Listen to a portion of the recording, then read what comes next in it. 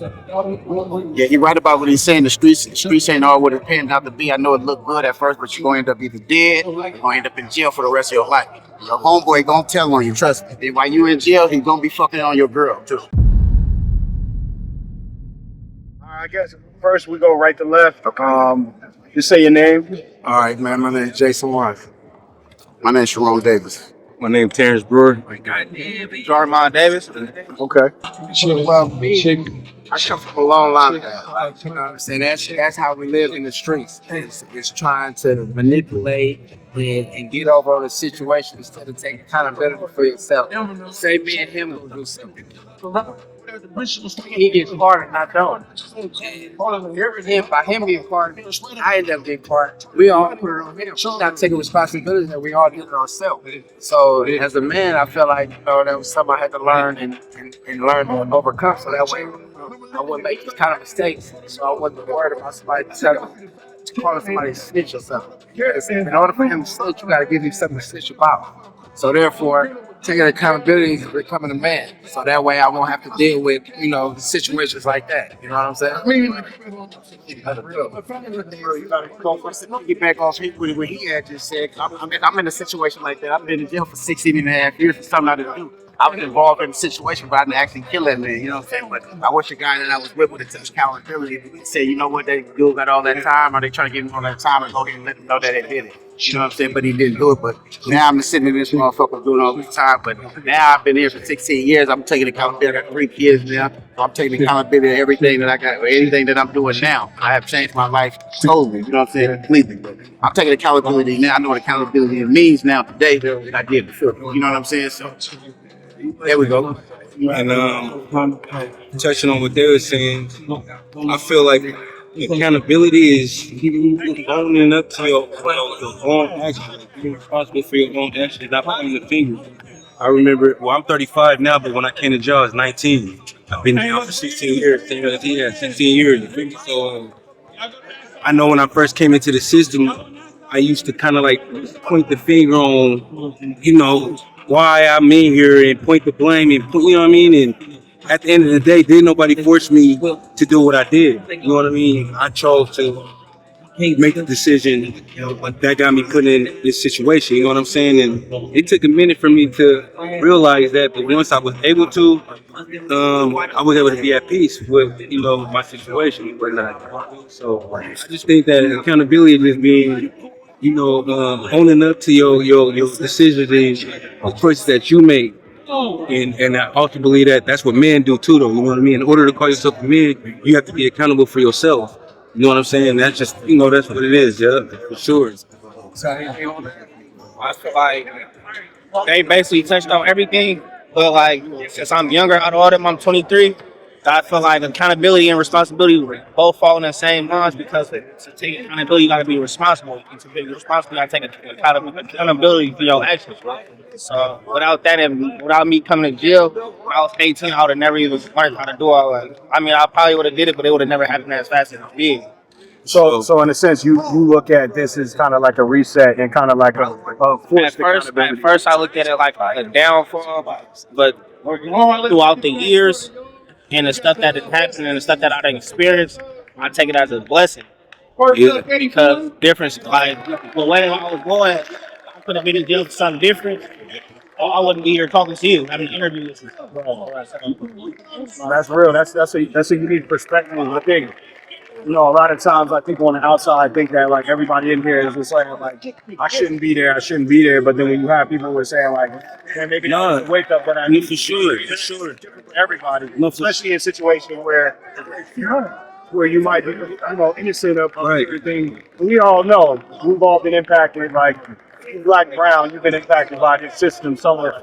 Even if you are going to jail, you might be going to jail longer than everybody else going to jail, right? But it's like, at the end of the day, you find yourself in that situation. It seems like, y'all got the mindset of like, I'm here and I'm making the best of, making the best of the situation that I'm in. I honestly believe, like touching on when he had said something that hit home, far as feeling like this being a blessing in disguise, because I remember when I first came to jail, and my mom used to touch on that, like, man, I feel like you being in there saving you from a whole lot of stuff that's going on out here. I was losing family members. I was losing close friends to where when they had died, you could have had put me in that car with him when he got killed, or on that street with him when he got killed or whatnot and stuff. So he used to always be like, man, I think like it's all right. Yeah, I don't want you to be in here, but at the same time, I see how this saves your life, saving your life, because a lot of people that you love dearly is dying. You know what I'm saying? And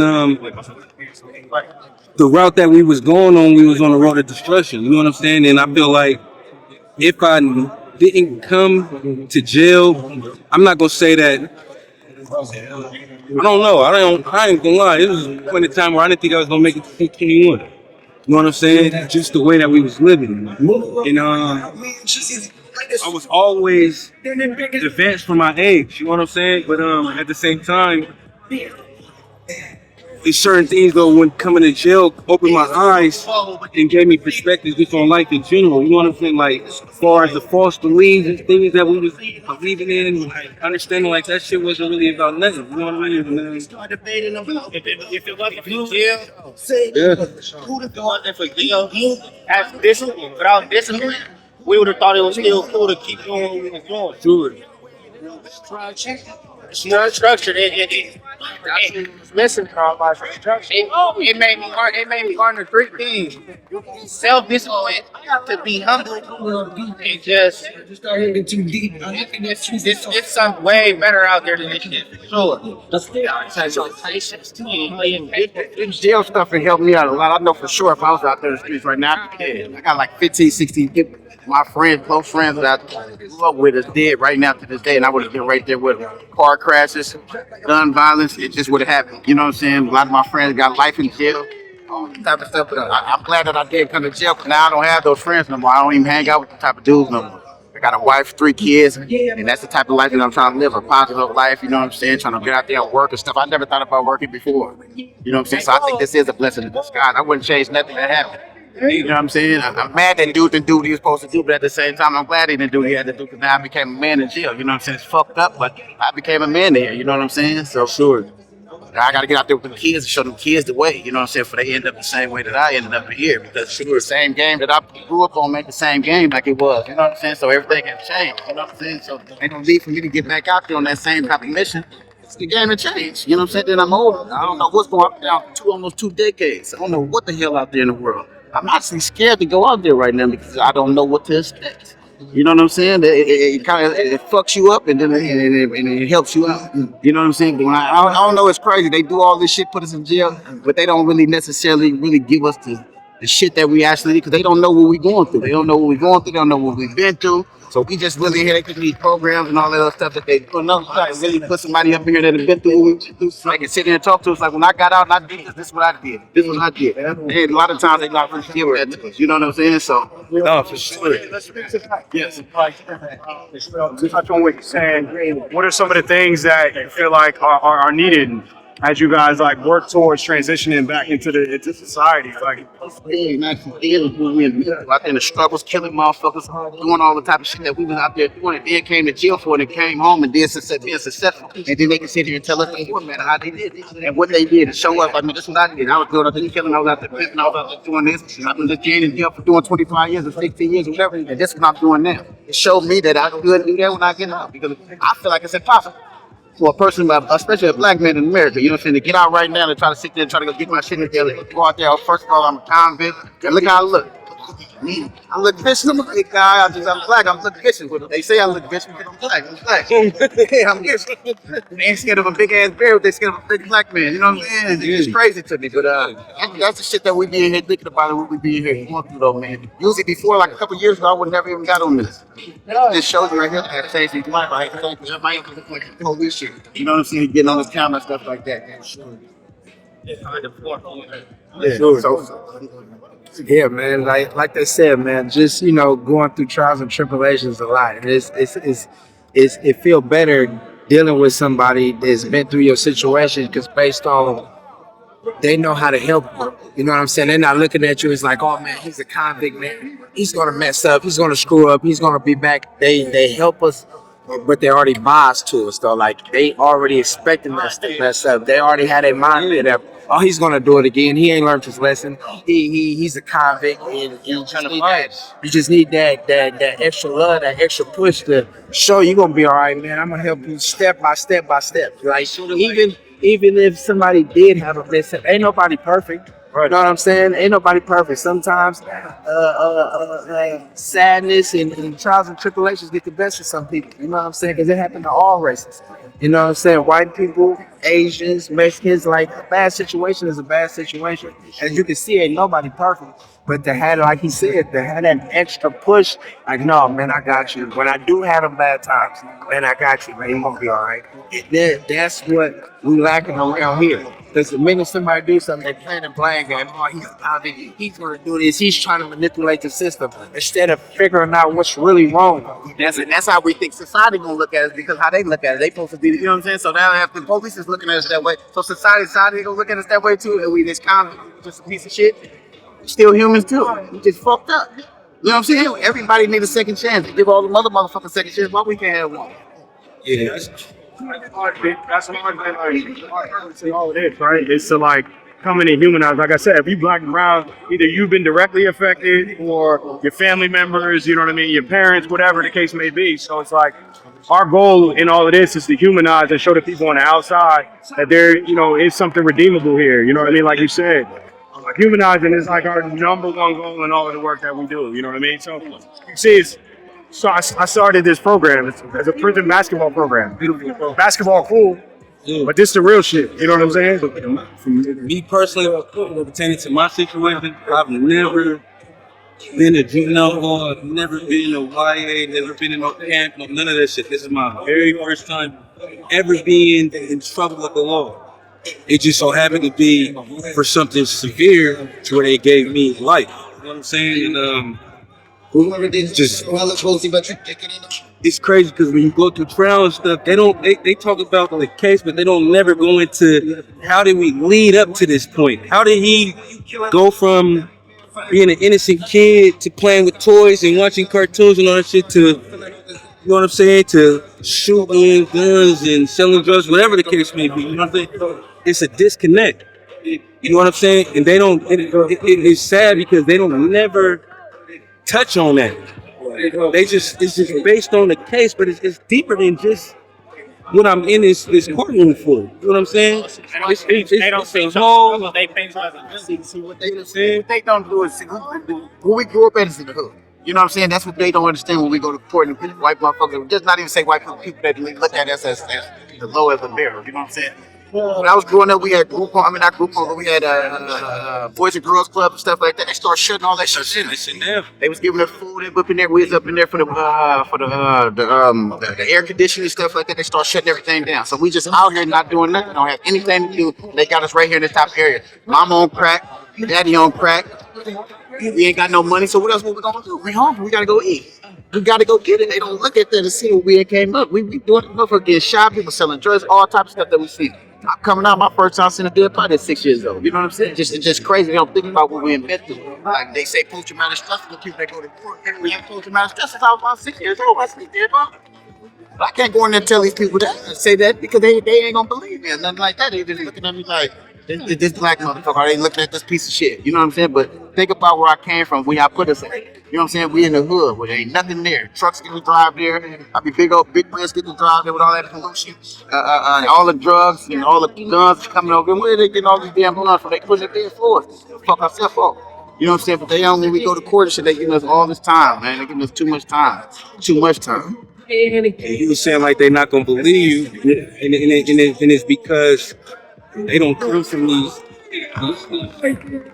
neighborhoods, these environments that we come from, and that's where the disconnect comes from. That so it's hard for them to be able to empathize with the struggles, things that we go through. If they home, if they go to one of us, they'd be more likely like, man, don't even should let him go. But I knew what he was going through, and I seen what was going on. He had to do that. You know what I'm saying? He had to survive. And that's why people such as like more people like you that can understand and speak and touch on things is relatable. You know what I'm saying? Because I'm in a lifers program that I go to every Monday, and it was like you go in front of the board. They ask you like, okay, well, yeah, I understand that. Yeah, you say that you killed somebody, this, that, and the third, you've been through this, that, and the third, you lost your family, as well as this and the third. But then you may have somebody else that went through something similar, but didn't take the same path as you did. So what's the difference? You know what I'm saying? So that's it. You got to get to the core of the situation. You know what I'm saying? Because it could have been that, or he might have seen what I saw or experienced what I experienced, but it might have been a turn off to him. But for me, it might have been a turn on to where it was like, okay, well, damn, whatever's going on, I feel accepted or gratification. I feel that I'm being acknowledged. People are finally seeing me. You know what I'm saying? Because some of us do come from dysfunctional families. No father in the household, single mom, hella siblings. I come from a seven. It's seven. I got 7 brothers and sisters. 7 siblings. Let me. But Ed was all together in one household. Just mom. I'm the oldest boy. So I used to feel like at an early age, like when I started doing my thing, I was 15. But it wasn't really because we were just super. Like I'm not gonna sit here and act like, oh, like it was just hella bad and woo woo. Don't get me wrong. I come from the projects. I come from the projects, but moms, we always had a roof over our head. You know what I'm saying? We always had a meal. We always had clothes on our back and shit. And mom made that shit look easy. Right, but at the same time, it's like, with all that being said, it's like, at the same time, like, even with the struggles and stuff, it's still shit that you go through, and you gotta kind of like, really look within yourself, like, you know what I'm saying? Because it's some things that affect you differently than what might affect him. Like, he can do the same shit that I'm going through, but it's like, okay.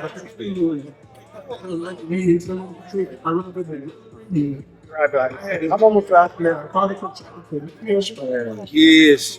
So like so when I jumped up the court, I was 15, but it was more so the fact that I felt like if I was able to take care of myself, my mom didn't have to worry about me. She can worry about my siblings. It was like a love. It was a sense of love, and I felt like I was helping my mom out in the sense of just being able to take care of myself. Like to this day, my mom tell me like, when it comes to you and your brothers and sisters, I never had to worry about you because I knew that you knew how to take care of yourself. It was that because I was going, no matter what, no matter where you was at, no matter what you was doing, you was gonna be cool. Like they say, man, accountability, man. Take actions in the things that you do. Be wise, man. Think more than once about it, man. This street shit is not what it's all hyped up to be, man. Leads you up in here or in the graveyard, man. Be smart, go to school, and get an education, man, and take care of yourself. Yeah, he right about what he's saying. The streets ain't all what it panned out to be. I know it looked good at first, but you're gonna end up either dead or you're gonna end up in jail for the rest of your life. Your homeboy gonna tell on you, trust me. Then while you in jail, he's gonna be fucking on your girl too. Trust me, I know this. You know what I'm saying? Been in jail for 16 and a half years, trust me. I know. When I tell you I know. And it happened to me, man. And I'm gonna just say, be patient. Don't feel like everything has to happen overnight. When you young, you have a whole life ahead of you. You know what I'm saying? So just really sit back and really figure out what it is that you really want to do with yourself. Whatever it is that you're passionate about, tap into that. You know what I'm saying? And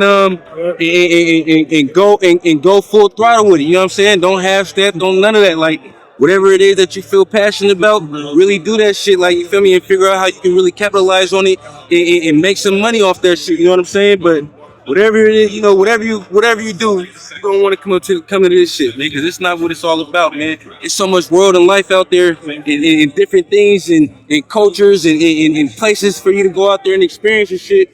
And this is the last place you want to be. You know what I'm saying? So what I would say is just take your time and figure out what you really want to do. Come up with a plan and execute. You know what I'm saying?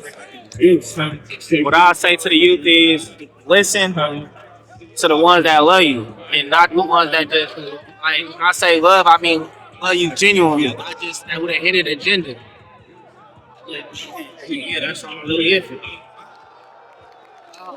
I would say is, man, you're gonna struggle way more in the streets than you would ever struggle getting an education and playing some type of sport. You know what I'm saying? You think the fast money is cool, but you'll get that fast money playing the sports, you know, and getting an education. That's what you need in your life. You know, that the other way you end up here, it's not it. You know, you think when you lost this place right here. You know, education and staying athletic and you know, do a sport, man. Do a sport. Real talk.